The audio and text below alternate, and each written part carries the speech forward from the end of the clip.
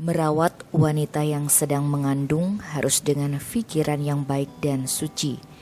Karena dengan pikiran yang baik atau suci akan melahirkan perkataan dan perbuatan yang baik dan suci pula.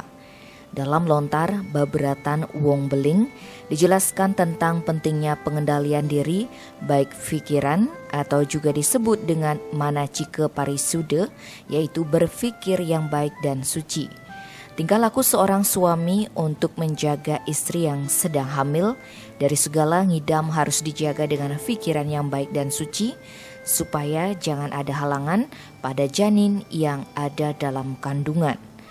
Made Gami Sandi Untara mengatakan, jika orang hamil badannya bengkak, matanya kuning, dalam lontar Baberatan Wong Beling disarankan agar segera diobati, karena penyakit tersebut dapat membahayakan ibu hamil dan bayi yang dikandungnya.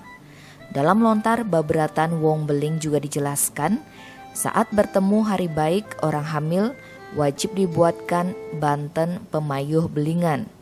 Tujuannya agar bayi yang lahir tepat pada waktunya.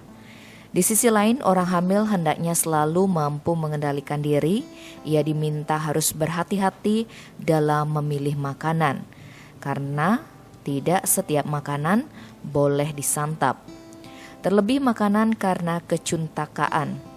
Saat suami istri bersenggama juga disarankan agar jangan memikirkan orang lain, apalagi tentang pertemuan dengan selingkuhannya. Hal itu tidak baik karena dapat mengakibatkan lahir anak tidak sesuai dengan keinginan.